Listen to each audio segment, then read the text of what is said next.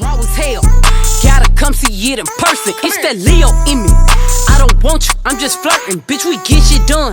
We might not post it, but we working. Okay, you bitch woman. So today we're going to talk about the sign of Leo. I titled this talk Leading from the Heart. My name is Corinth Bradley. I'm a hoodoo, an herbalist, a spiritual practitioner, and let's get started. So the catchphrase for Leo is I will. The Leo season dates are July 22nd at 3:44 a.m. until August 22nd at 6:55 a.m. Those are Eastern time. So the sun will move into the sign of Leo during that time. It stays in each sign for about 30 days. The building blocks of Leo, it is the fifth sign of the Zodiac. It is polar opposite of the sign of Aquarius. And Leo is a Latin word for the word lion. The element is fire, and it is a diurnal masculine or day sign. It is a fixed sign. So during this season, this is the thick of summer, and this is when the sun shines the brightest. In the sign of Leo, we take the inward lunar energy of Cancer and transform it into gifts that we share with the world. So this is, we go from lunar to solar, and this is more outward projective energy. We form our identity and begin our journey of the spirit, which is all our own in the sign of Leo. The Leo glyph. Some say it's a symbol of the lion's tail. Some say it's the symbol of the lion's mane.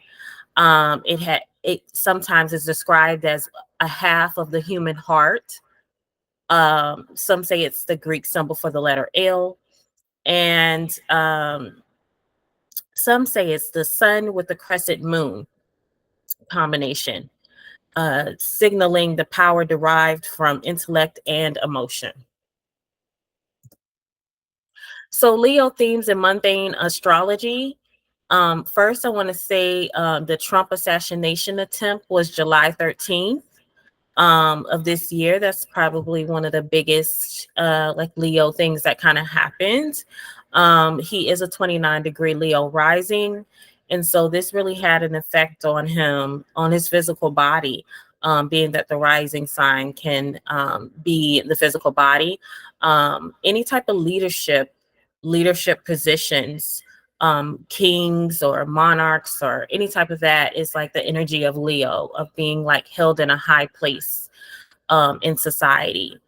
Another thing that happened was a Dubai princess, Shakia Mahra, divorced her husband, who was $1 billion like prince, via social media. So that really was like a kind of a Leo theme, because you're talking about a prince, you're talking about money, extravagance, especially when you're talking about Dubai. Biden also stepped down today in a presidential race. So 7/21/2024, Biden stepped down and decided to let Kamala endorse her presidency. And so again, anybody that's held in a high place like the presidential race or a king, governor, anybody like that, anybody that has some sort of talent that they're known for. Again, we're talking about Leo theme. So that very much ties into that. Disneyland has a worker strike. And so Disneyland is a very Leo place. It's a fun type of energy where you have costumes and theater and makeup and dress up and dramatics. And so that ties into the energy of Leo as well. So that's like the current news and things that have like Leo themes in them. In history, though, there's also these same kinds of themes as far as rulership and kings and being held in a high place. We have Thomas Cromwell, who was beheaded on July 28th, 1540. Richard Nixon resigned related to Watergate. Again, you have these themes of like people coming down from their place of like higher society, whether giving up thrones or resigning, kind of the same energy of Biden stepping down from the presidential race. But Nixon did it related to Watergate. and that was in 1974 during Leo season. King Philip and his uprisings against the European colonists that occurred August 12th, 1676. Um, Again, I saw a lot of wars, a lot of like that hero type of archetype in the sign of Leo.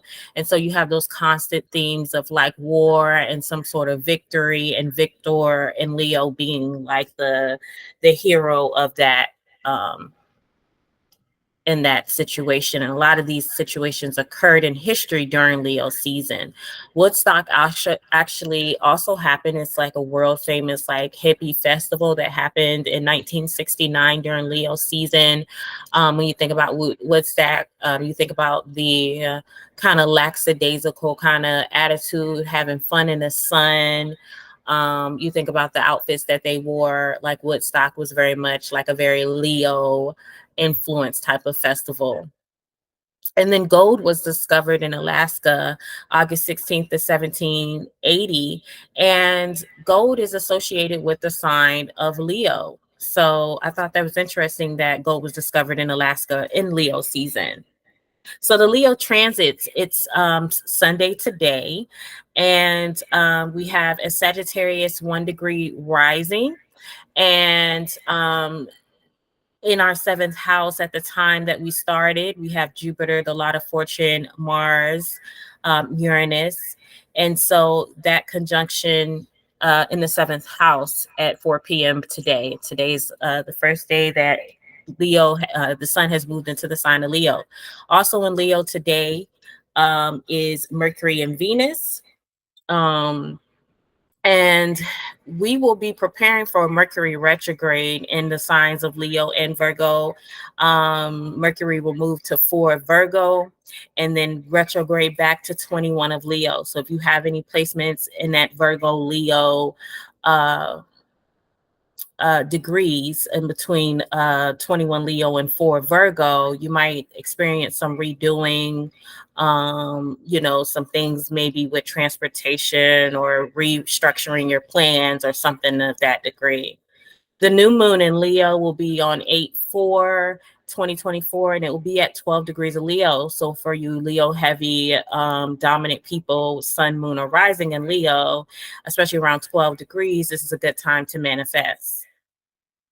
Mars in Leo won't be there until November of this year. And then after that, you won't have any planets in the sign of Leo after the Mars transit. But you do have Pluto that is opposing everything in Leo that comes into Leo because Pluto is at the very first degrees of Aquarius. So this is a very transformative part of society, I think. And it's going to also cause Leo to kind of shift and change and redirect based on that energy coming from society. And so if you're in the early degrees of Leo, you're feeling this transformative process, this underbelly of energy that has to do with this Pluto that's opposing the sign of Leo. On 8/8, we have the Lion's Gate. It's like a portal, and you have the alignment of the Sun, Earth, Ceres, and Orion within the Leo constellation. This was a time of joy and celebration, and the Egyptians considered this the beginning of their year. It's a gateway energy, a portal of manifestation and spiritual healing and transformation, and it ignites spiritual energy and rebirth. It is considered the cosmic new year. And so 8/8, and then I think this year 2024 equals 8. So that energy of just transforming, of being a portal and like psychic intuition is going to be very strong this year because of the 888. So use that energy. And if you are born around the time of the alignment somewhere around August 8th, I mean, this is something that you probably carry with you, this ability to kind of manifest and have this powerful source energy in your cosmology. So that's kind of cool. So I wanted to talk a little bit about the rulers through history that were Leos, because we have quite a few.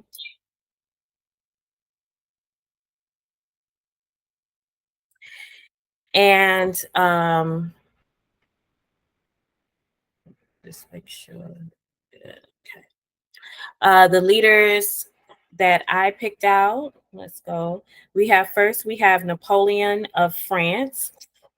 He is over here, the furthest to the left for me, the right, maybe the left for everybody. But Napoleon was a French military leader. Um, he crowned himself king, which is a very Leo thing to do. Um, he banned free press. He looted, some of the civilizations that he conquered. He looted them. He ended direct democracy, banned blacks and mulattoes coming into France, and he reduced civil rights of women and children. Um, and he invented modern tactics and improvisation in battle. So he had like that kind of theatrical way of moving around um, and fighting, and it contributed to the modern tactics and him being able to acquire empires for France. Um, but he ended up getting exiled from his throne and dying alone from stomach cancer. And so I saw a lot of themes of these people that did like all these great things, all these like things, like these heroic things, not necessarily great for everybody they interacted with, but went on this journey of being a hero, and then in the end, like died like alone and like cast out from society. So I thought that was very interesting. You have leaders that are prominent and are like, loved, more like the Barack Obama like archetype, and then you have some dictators. Another one was Mussolini here, that's on the left. He was a socialist dictator.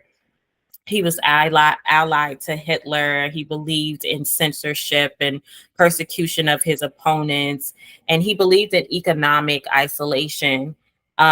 He wanted it to be like the new Caesar and create a new Roman Empire. So you see, like a lot of these Leo placements have like this desire to lead, this desire to not only lead but to rule, and what that might look like if it's not coming from an unselfish place, and you saw a lot of these dictators kind of um, limit press, limit free speech, limit how people could think, and how people could judge the king or the person that had the power in the country. They didn't want any opposition against them, any voice in against what they were doing. And so they came across as dictators. Another one, Fidel Castro, over here in the right corner, stamped out racism in Cuba. He reduced illiteracy and imported healthcare into the country. But he also stifled economic growth and political freedoms. And interestingly, Obama repaired that relationship with the US and Cuba. And Obama is another Leo. He repaired their relationship in 2015. And even though Castro had like this, he raised like this guerrilla like army type of warfare against the government governing bodies of Cuba, because he didn't want dictatorship. A lot of people associate him with being a dictator, which I thought was interesting. Um, Obama, again, he won a Grammy Award for the Best Spoken Album, multi-year production with Netflix, him and Michelle. And he sanctioned same-sex marriage and universal healthcare initiative was some of the biggest things that he kind of left as his legacy. But I wanted to mention the Grammys and the production with Netflix, because it kind of brings in the themes of the showcasing and being in a spotlight, the kind of energy that Leo possesses very easily. And so him winning a Grammy, I thought was kind of cool for a president. And again, they talk about Obama and being cool, kind of the cool president. He was very charismatic. He kind of had that very warm personality about him. Bill Clinton, he initiated FMLA. He also brought about the largest crime bill in U.S. history with the 94 crime bill that led to mass incarceration. He was the first president to be indicted related to these sexual harassment allegations. And he also had several sexual harassment allegations. And again, you bring in those themes of ego and just abuse of power that can kind of come with just kind of Leo and being kind of narcissistic and only thinking about themselves in certain situations. What I did like about a lot of the Leo placements is I like that Bill Clinton introduced the FMLA, which is like where you get to hold your job even though you're not working, which I feel like that's a very Leo thing, to like make those provisions of like rest or respite from work, because that's kind of Leo thing. Leos love to nap, they love to take breaks, and they love to kind of lounge around. You know, they're known as the kings of the zodiac, kings of the jungle, the bosses, but they're not against like resting. I think that's another like connotation of like Sundays, because Sundays are considered like the rest days. And so you kind of see that in the archetypes of Leo. So the ruler is the sun of Leo. This is the only sign ruled by the sun. And the sun in astrology is our life force, our centralized energy, our divine purpose, our identity. It is the God or God force, our vitality, our health, our energy, illumination.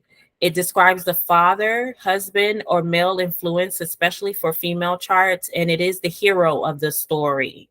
Our sun is our core being, our primal life force, our ego, free will, and our spirit. So it has a lot to do with our whole identity, our whole selfhood. And that's why a lot of people identify very strongly with their sun sign. It rules over the heart, the solar plexus, and the spinal cord. And the sun spends approximately 30 days in each sign. It exalts in the sign of Aries. It's in detriment in Aquarius, okay, because the sun likes to be in Leo, does not like to be in the opposite sign of Aquarius.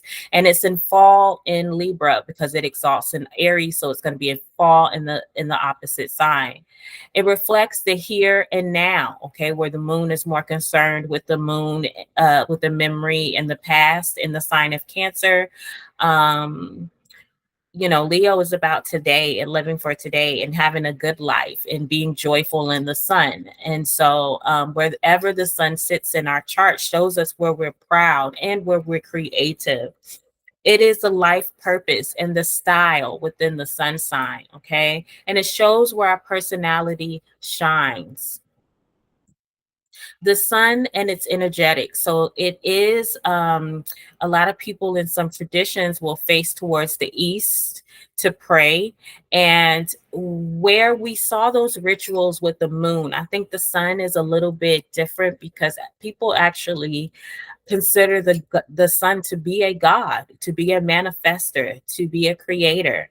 And so they pray to the actual sun, where with the moon people do rituals with the moon, but I don't know if people are actually praying to the moon. So I thought that was interesting. You see the combination of the luminaries, the sun and the moon, the creators of the cosmos, especially to us here on the terrestrial earth plane.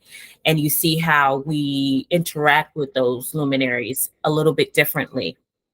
So the months of June and July are when the sun is like in its prime.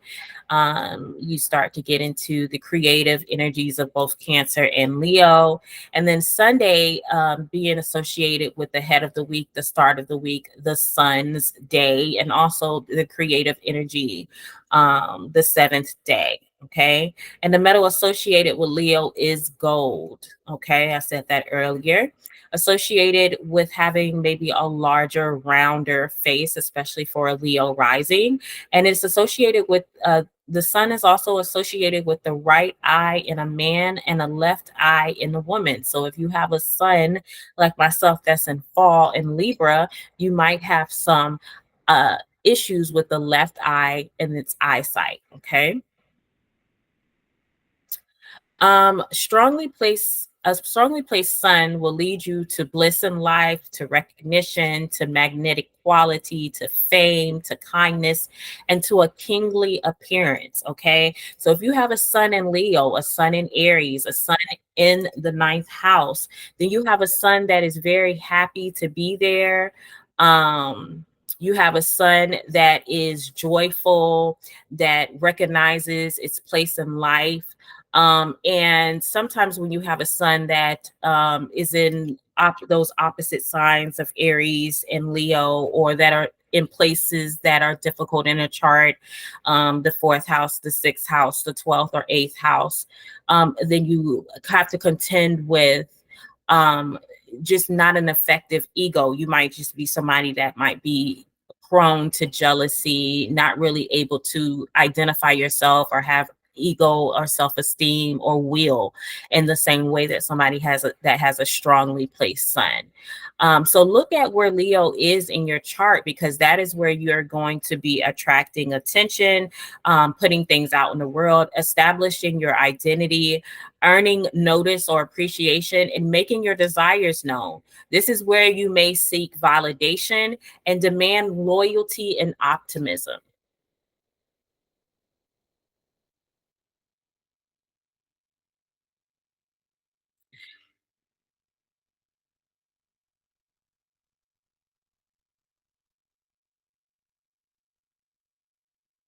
So the Leo archetype, they are romantic, they are prideful, they are self-important, they are center staged, generous, dogmatic, dramatic, and they're performative and also playful.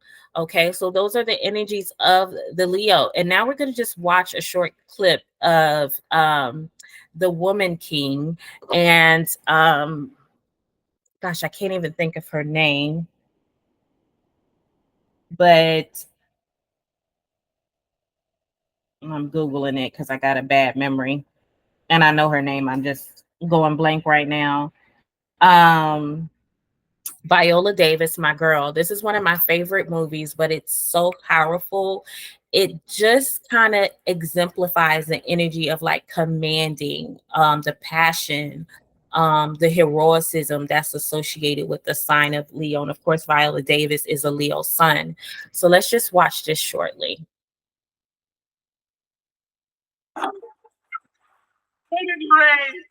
Our ancestors weep for the pain we have felt in the dark hulls of ships bound for distant shores. In the wind blows, our ancestors push us to march into battle against those who enslave us.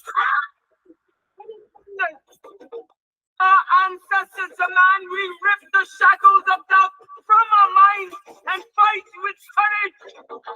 We fight not just for today, but for the future.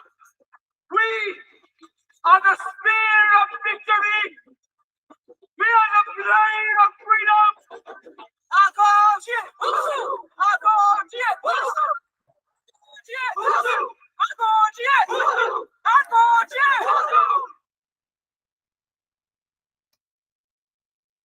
Okay. So that was a very powerful demonstration of Viola Davis kind of commanding this army. Again, when I look on the sign of Leo, it's a lot about fighting, overcoming something to kind of prove your identity. And she just really nailed this character, this woman king, this person who had to really overcome a fear. There was a underlying like hero's journey type of thing where she had to face her fears and really like define who she was. And that's so much about what Leo is about with the solar energy. The next thing I'm going to show is just a clip from The Lion King, because it's so symbolic of like Hercules. Hercules defeated the lion, and that's where the whole like strength of Leo comes from, like that connotation of like fighting the good fight. And so all of us remember, especially like the 80s, millennials, the Lion King. And so what we'll do is just show a short clip of just kind of Simba realizing who he is. And I want you to think about the connotations of Leo in this little clip. You know my father? Correction, I know your father. I hate to tell you this, but he died a long time ago. Nope, wrong again. He's a thief. I'll show him to you. You follow old Rafiki. He knows the way. Come on.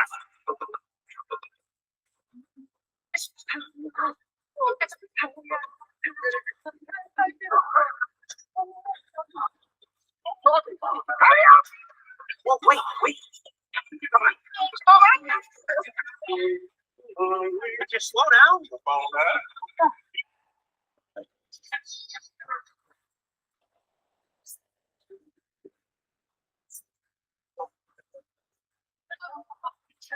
Stop.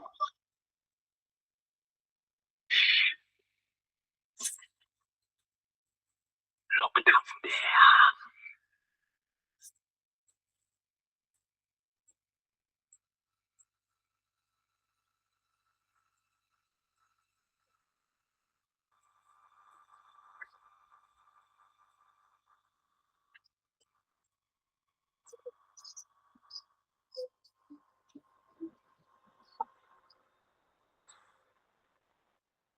That's not my father. It's just my reflection. No.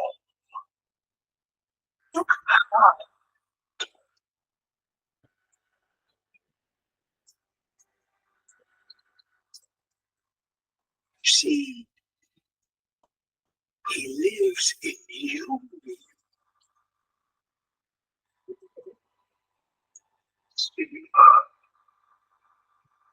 Father?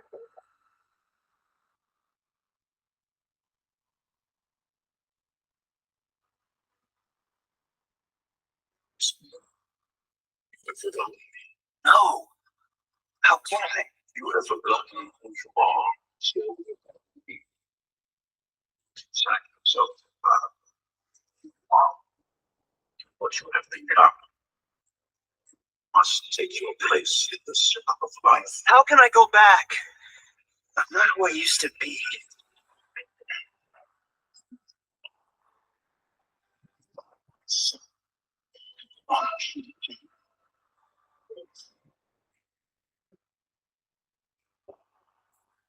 No, please, don't leave me. Father, don't leave me.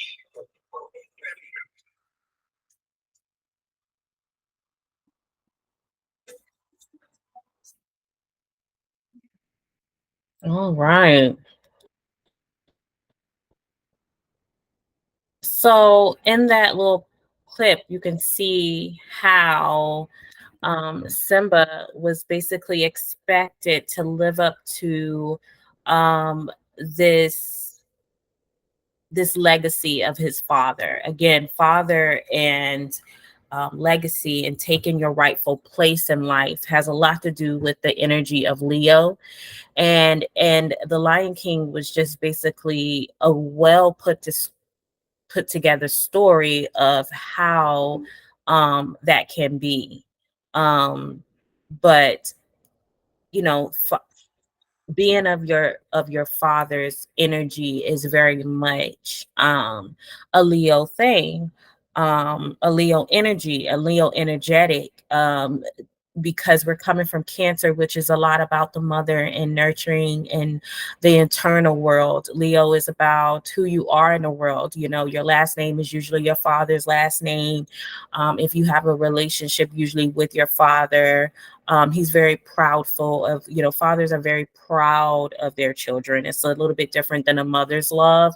It's more like, you know, I made that, like, you know, and so that's kind of what, you know, Leo energy gives. And so in a lot of ways, if you have Leo, big Leo, a rising moon or sun, you're kind of like this this legacy, and somebody is very proud of you. Somebody might have been, you know, really making a big deal about you, or a big deal about who you are, where you come from, and who you are supposed to be in life. How do you take that special place in life to continue a legacy? So now we're going to talk about Leo rising. When you have Leo rising, of course, you are showing up with this solar power coming over the eastern horizon. It has at your time of birth, the rising sign changes every 2 hours, and the rising sign talks about our personality, the mask we wear, how we come across, our general personality, and our environment when we were born.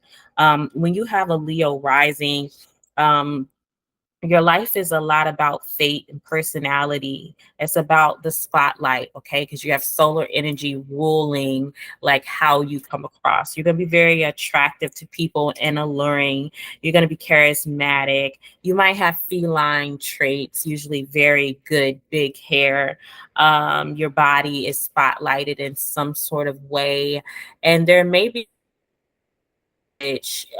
you're just kind of living to prove something, and you have to prove a lot, or you have to really develop this talent or the spotlight within yourself, or you naturally are born with the spotlight and you just got to figure out how to make, you know, whatever your son's journey is, match whatever you're born into. So Leo risings that we have Meryl Streep, Busta Rhymes, and Frida Kahlo.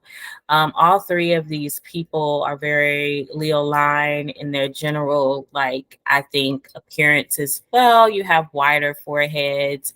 You know, I think about hair with Frida Kahlo and her unibrow. I think about Busta with when he did have his locks. Meryl Streep just always, she just always is in character in theatrics. One of the best actresses that ever walked the face. So theater, actressing, actors, or any type of play or playfulness or dressing up, being dramatic is very Leo-like. For Busta Rhymes, I also think about his outfits. Like, he always had like very loud and proud like outfits. He's even going viral right now with his outfits that were that he's on stage in concert with Missy with. So, and Frida Kahlo, just as much as, you know, her work was about feminism and politics, it was also about her body, the physical body. And so a lot of these people have actually like solar energy on their body. And so a lot of her work in artistry was around her body. Her clothes were also put into a museum, her style, bringing that very traditional Mexican flavor to her clothes, and those things that she was known for based on her cultural dress. And so on all of these people, you can see how they wear the sign of Leo, and kind of just are naturally probably born into spotlight, into being important, into being favored, into like having a lot of attention in the family. So another Leo rising is Trump. Like I said before, he is a 29-degree Leo rising, an anoretic degree. So he is, you know, when you're at the last degree, you just kind of hold everything of the sign, and you kind of like the last punch before the sun moves out of the sign. And so you hold a lot of energy in that last degree, even though the sun is ready to change, or the sign is ready to change, there's still a potency in the 29 degrees. So he's a very Leo rising type of person, not necessarily in the best way, but we'll kind of just watch this clip on him. Let's talk about the race here in Iowa. It's getting really, really competitive, very neck and neck between you and Cruz. There's an entity called Central Marketing Incorporated.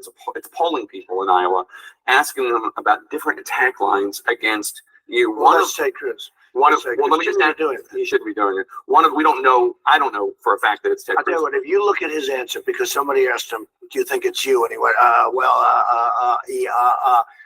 believe me, after I saw that, I said, it's him.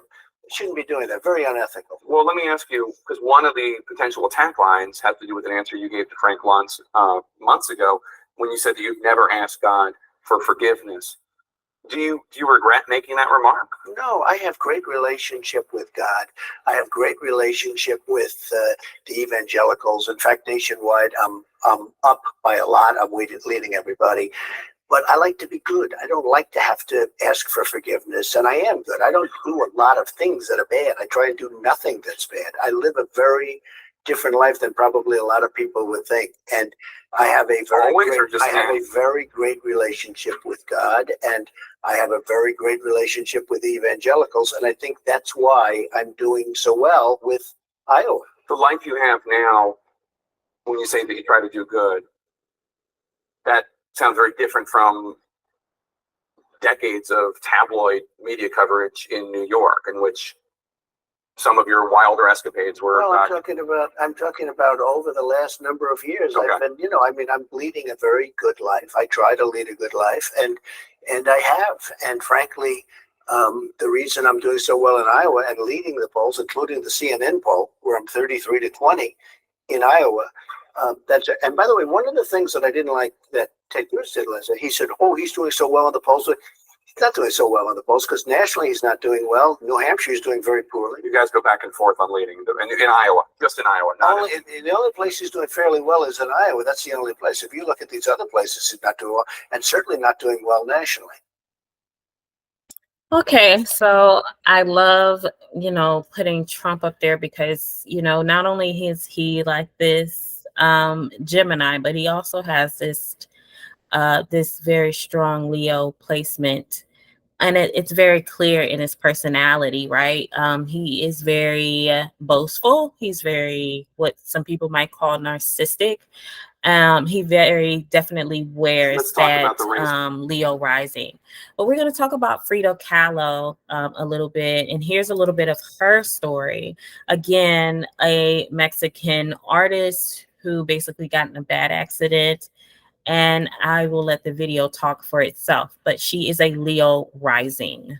Let's see how that solar energy that she wore on her body became part of her identity. And let's see, some of those keywords that I brought up earlier, how those manifest in Frida's life.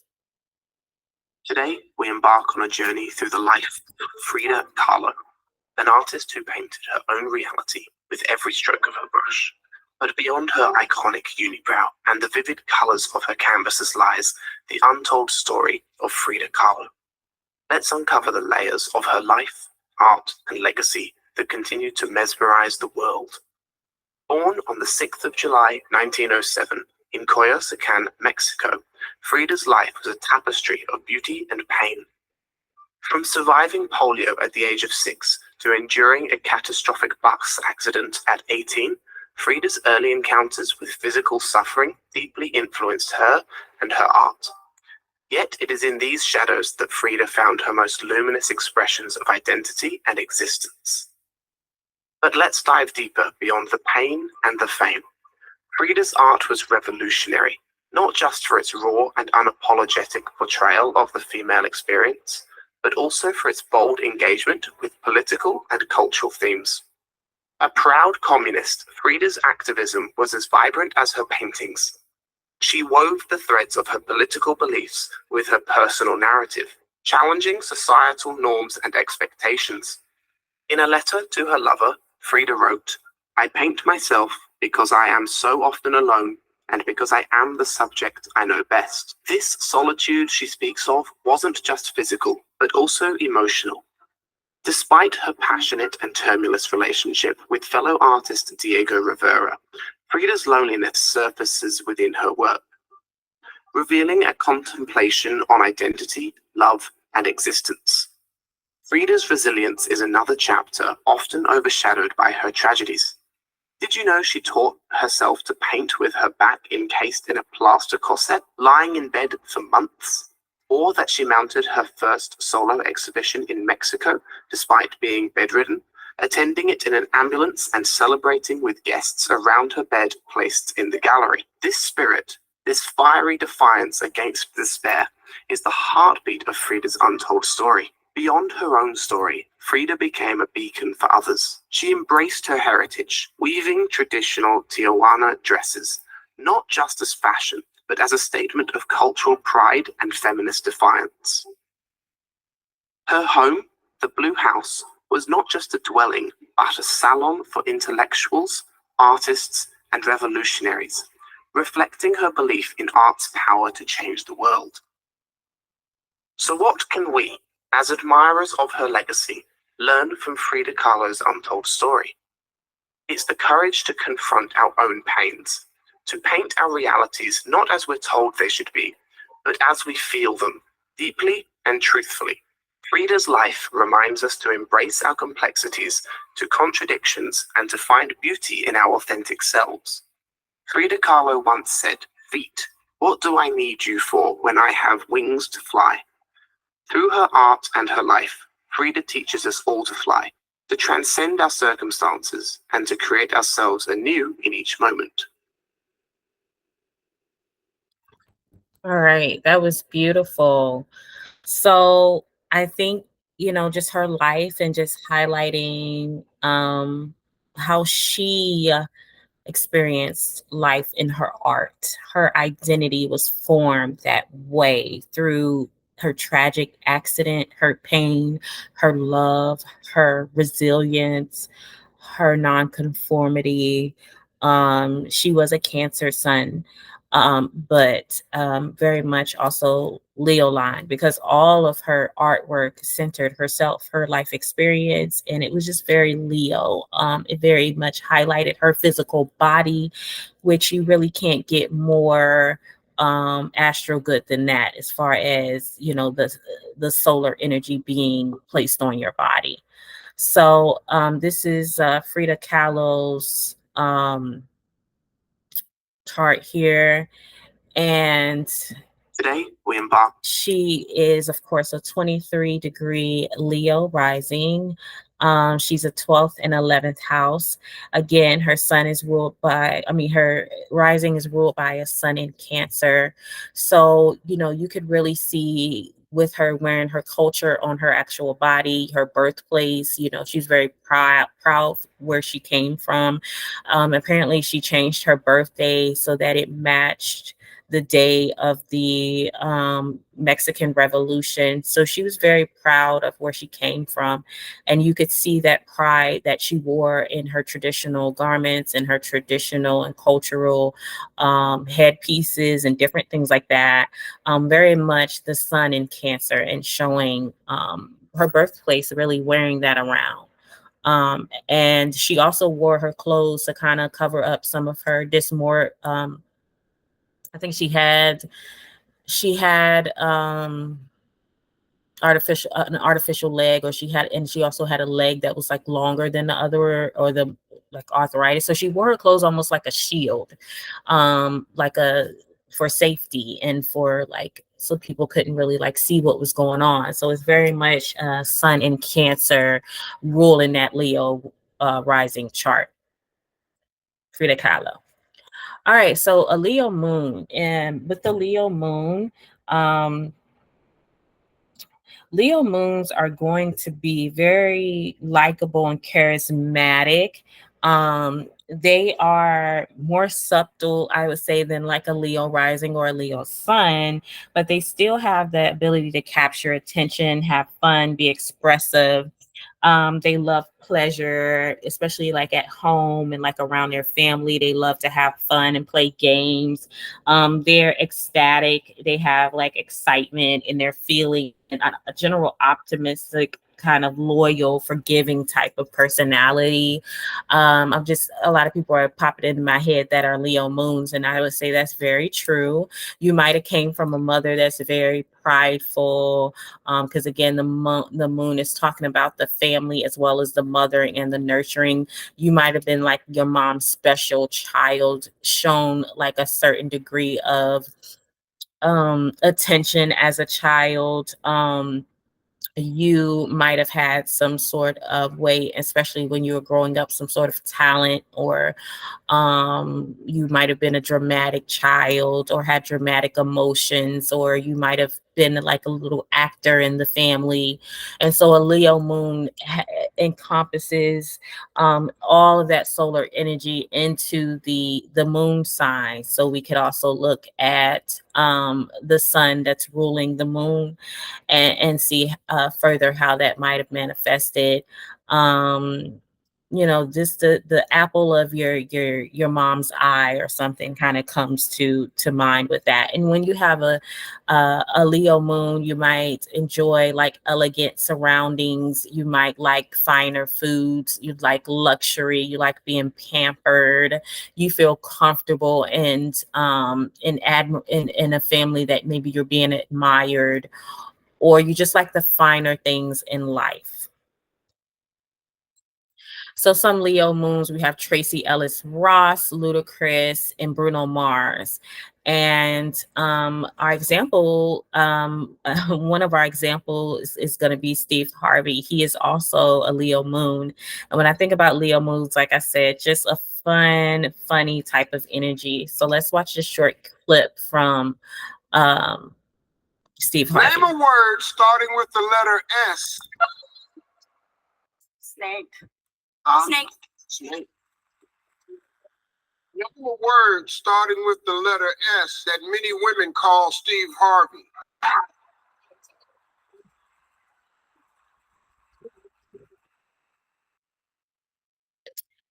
So you can see him kind of centering himself in that situation, very much a Leo rising, a Leo moon type of energy.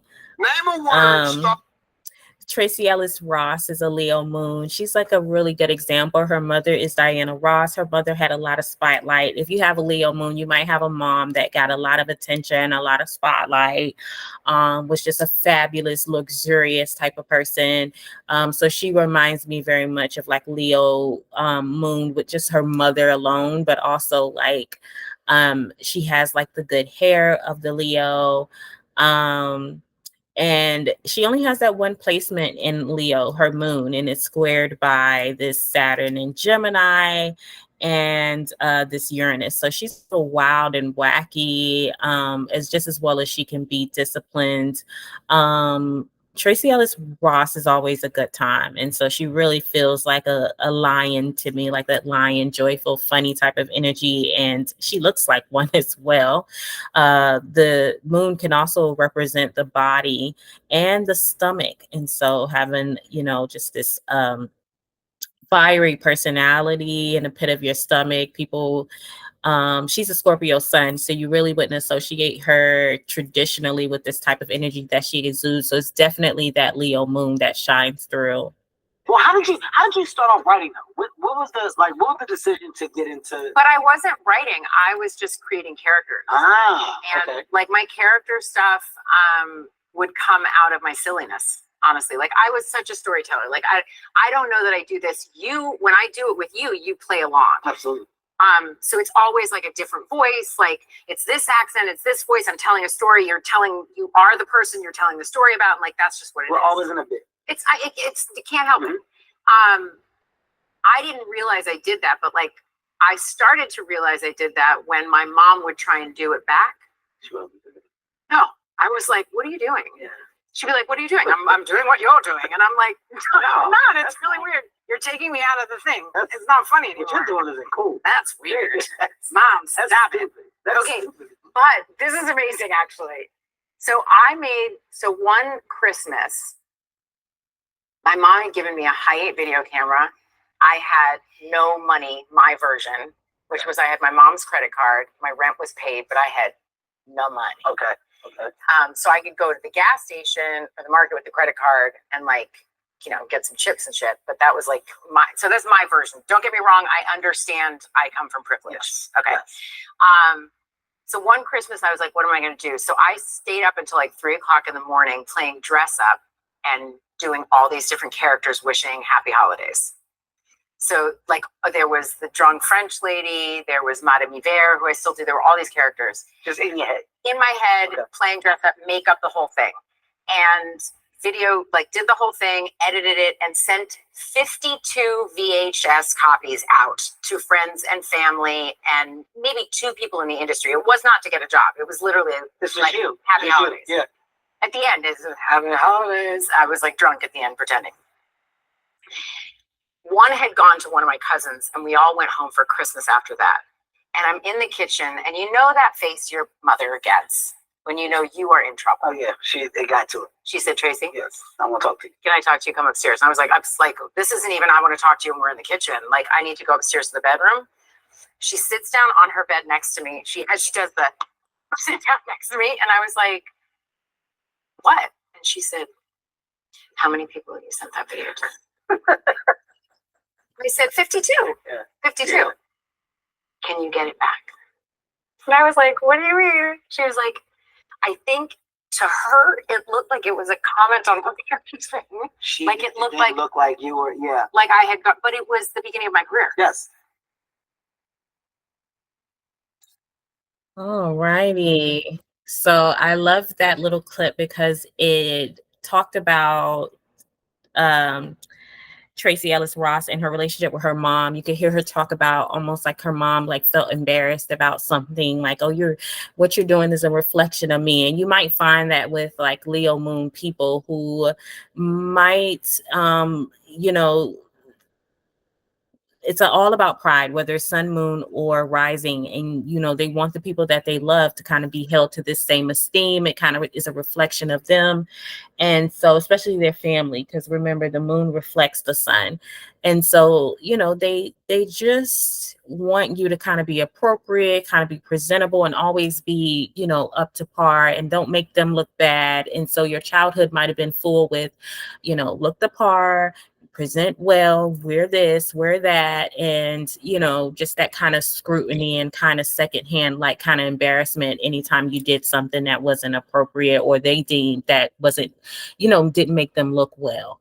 And so that I'm sure that Tracy Ellis Ross dealt with that a lot. One thing that I really liked about Tracy Ellis Ross is she discussed with the reporter, people always saying that, oh, well, she Well, how did you live in the legacy of your mom? But she always said, I never lived in the shadow of my mom. I always lived in her embrace. She always embraced me.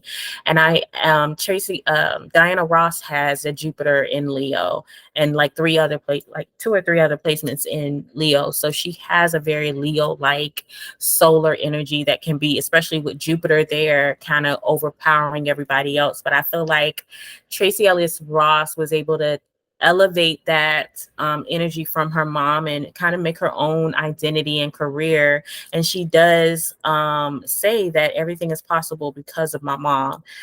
It's also like a Simba story where you kind of get this legacy passed down, where it's now time for you to take your rightful place and things like that in the Tracy Ellis Diana Ross story. So it's very good example for a Leo moon. Next, we're going to talk about the Leo sun, of course. And the Leo sun is about developing a good sense of self. And so their whole purpose is to be prideful and feel good about themselves. Their strength is very important. Their hero's journey, their belief in self, in their flair, drama, childlike abilities, as well as their enjoyment of life, and a good life at that. They want the finer things. They want good friends, and they can have the ability to get a very soft or wounded ego very quickly with a Leo sun. But with the solar powered sun, it's like extra energy there. It's definitely good for your vitality and your health as far as medical astrology goes. But it is also amplifying that magnetism that you kind of bring people to you, that you attract people to you. And that's the Leo sun. I love this example of a Leo sun. All right, so let's see. if it comes up. Okay, so this is Soldier Boy, who is of course, a Leo sun. He definitely radiates that, pride and confidence. But here he is, like his viral moment of talking about Drake. Drake, the biggest rapper in the world. Drake? Drake? The nigga that got bodied by Pusha T? The nigga that hiding his kid from the world, but his world won't hide from the kid? Aubrey Graham in a wheelchair? Drake? Yes! Y'all niggas better stop playing with me. Y'all talking about the light-skinned nigga from the Generous? From Toronto? Yo, stop playing with me. Stop playing with me like I ain't teach Drake everything, you know? Y'all ain't hear Drake on his first song? Tell me what's really going on. Drizzy Drake back in this thing already. What's that? That's Soldier! Shit. That's my bar. Shit. He copied my whole fucking flow. Soldier Boy is so funny to me, but he definitely gives Leo, like, I'm the best. I'm the greatest. What are you talking about? Everything that person got from me. I started it all. I'm, to be very much, that fiery, confident type of energy. And also another thing that kind of reminded me is he got really loud. He's always yelling, like he's known for like yelling in the phone. And it's like that Leo roar that you guys have. And so it's kind of funny. But J-Lo, Angela Bassett, Halle Berry, we have Slash, we have Arnold Schwarzenegger, Asia Wilson, Barack Obama, Uzi Vert, and Glorilla all have a sun in Leo. And these people are charismatic, they are funny, they are warm. You kind of just chuckle at these people. J-Lo went viral recently because she was like discussing her childhood. And I think she was talking about eating at a bodega or something. And she was like, yeah. And she like, yeah, my hair. And she was just real dramatic in it. And everybody like kind of clowned her about it. So embarrassment is something that a Leo sun hates. They're very particular, especially about their hair. A lot of these people have very good hair. But it was really funny watching J-Lo kind of go through that. In addition, with the Leo sun, like you're always challenged as far as who you are. There's always like this something you have to overcome because you're trying to really express identity in this lifetime when you have a Leo sun. And so you come with challenges that force you to really become who you are. And all of us, I think, identify with that no matter what your sun sign is. But it's very particular to Leo because Leo is about the self, about developing the self. And so they kind of have that two times with the sun being ruled by Leo. A lot of these people attract attention, garner admiration, and are talented and interesting people. People want to know more about them. So that's the Leo sun. And we're going to do Whitney Houston for our Leo sun chart example. And she is a Leo sun, Leo Venus. And of course, Venus being associated with music and voice and things like that. She has that conjunction in Leo. And so she was very much spotlighted for her artistic ability as far as music is concerned. And she gave a lot, but she was a sixth house sun in Leo. The sixth house is about work and service and almost slavery.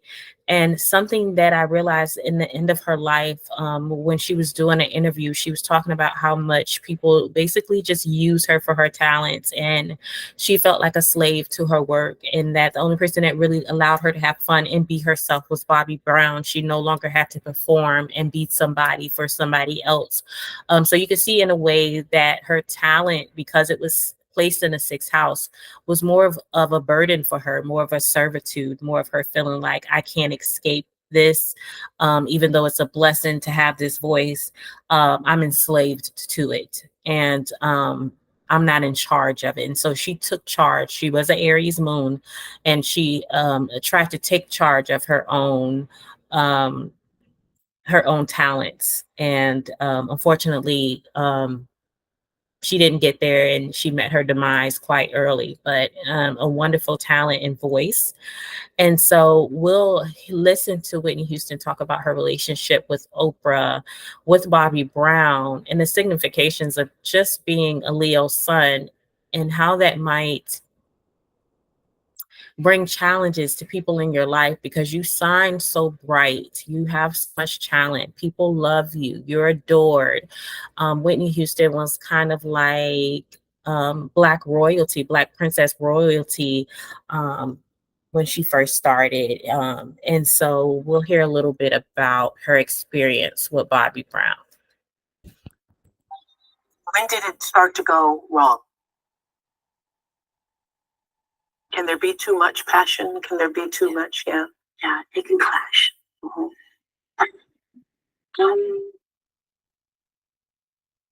After The Bodyguard.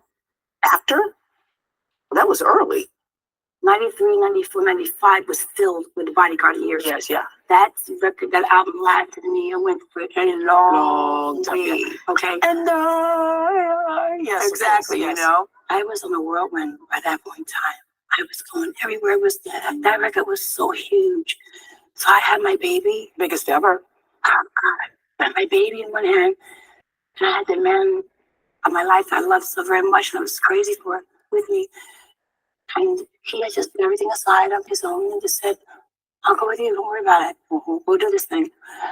I think somewhere inside, something happened to a man when a woman has that much control, or has that much fame. Yeah.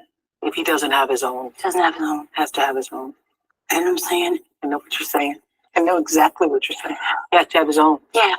Yeah. So during those years, because that was going to be my next question to you, I don't know how you live in a world where you are Bobby Brown and really you're in the shadow. You're in the shadow. Yeah. He supported me. He loved me. We fought hard. We loved hard. And I think at some point in time, other things began to take place. Was he jealous of you?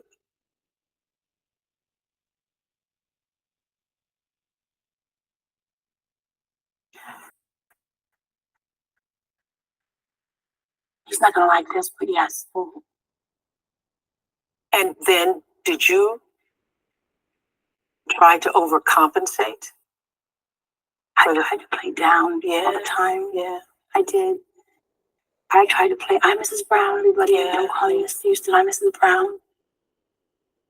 And when you think about that right now, when you just even hear you say that, the little hair right here on my little baby hair is just because you're Whitney Houston with a voice of social treasure like nobody else living at this time, and you're trying to pull yourself down.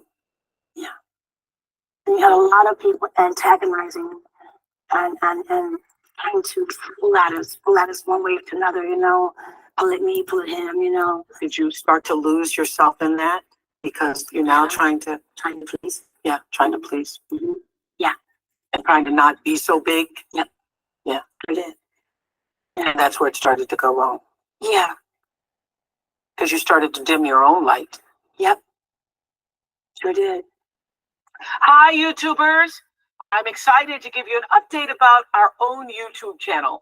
Now you can find new videos every day. Okay, so in that little clip, you can see how, you know, Whitney was talking about the shine that she got, the attention that she got, and how she had difficulty in her relationship with Bobby Brown based on her fame, based on her talents, and based on him being jealous because he wasn't accomplished. So that is what kind of happens when you don't have that developed self, is everybody else that has that, or has a talent, or has something they're known for, or special for, you start to resent them. You know, this is why it's important that people develop their ego, develop their self-esteem, because, you know, you have Leos here, they are are shiny, they're beautiful, you know, they're talented, and you have other people looking at them like they're not all that. You hear it all the time. Y'all are arrogant, narcissistic, which it can be true. I mean, we've seen examples of dictators that kind of went too far, that took their own personal dogmatic beliefs and applied it to a lot of people and restricted their freedoms in a way that was not helpful. But we also see and we learn through Leo how to believe and trust in ourselves. I was even listening to a podcast, and in that podcast, it was like supposed to be talking about the sign of Leo, but it was like, oh, they are not all that. They're not. And it was like, okay, let's talk about the sign of Leo. Like before people can even like get into the sign, they must address or talk about this is they must address like how Leos aren't that great. And it's like, what in you is so bothered by somebody that's confident? Now being arrogant is one thing. I don't like arrogance, but being confident is important. And that's literally what Leos are supposed to do. So it's like being mad at a lion for being what they are. They're regal, they're grand. You care because you're commenting on it. You have a podcast on it.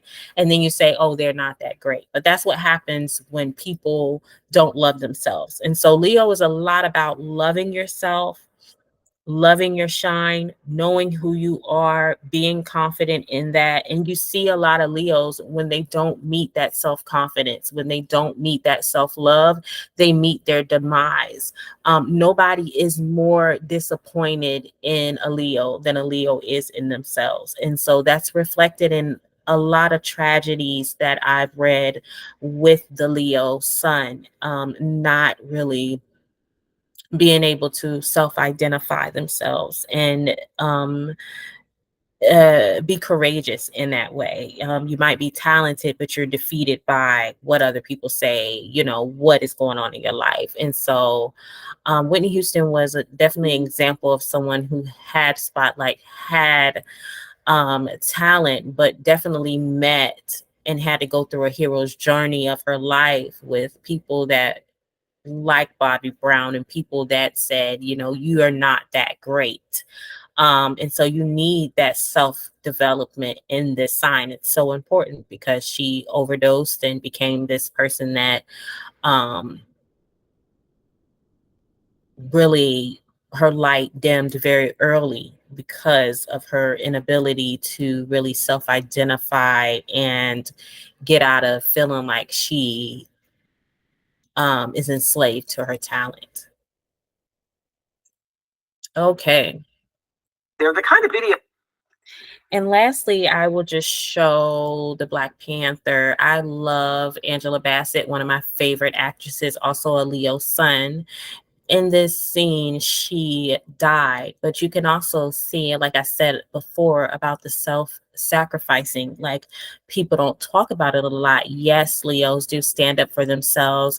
Yes, they are prideful and confident, but they also are the hero. They are people that will perish in the name of defending honor and defending what they believe in. And just, you know, you think about Mufasa in The Lion King, you think about so many heroes that we love and adore who didn't really get to see the end of the journey because of whatever may have happened in their life. And you know, The Lion King is just figurative, mythology around the sign of Leo, but there's so many heroes like Nipsey Hussle, people that really just sacrifice themselves for the people, and they meet their own demise in that process. And so that was kind of depicted in this scene from Wakanda, and we'll watch this with Miss Angela Bassett, who is the queen of Wakanda.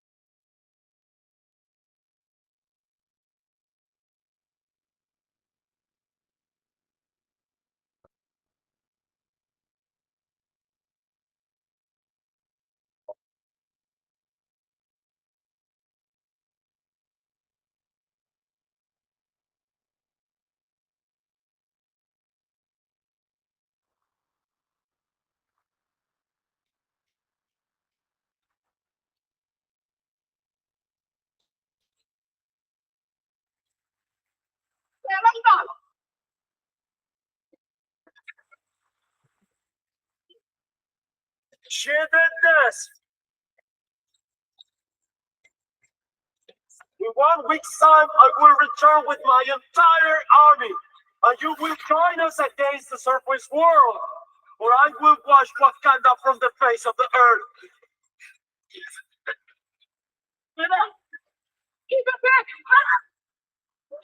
Your dad and your losses. You are free now.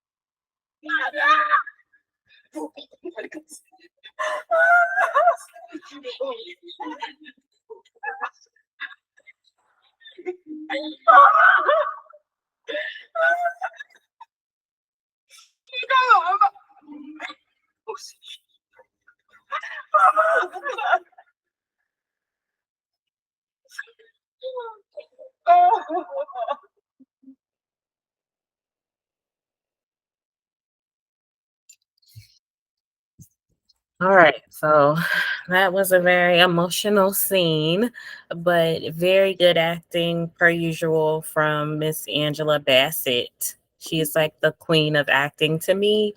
So her and Meryl Streep, like, yeah. All right.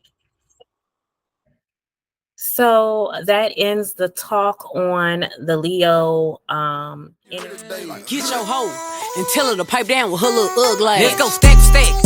And I body for body with your little fucking ass. I ain't bothering nobody. If they throwing shots, you know that I'm busting back. He thinking he doing something. Till I turn around and just get the fucking back.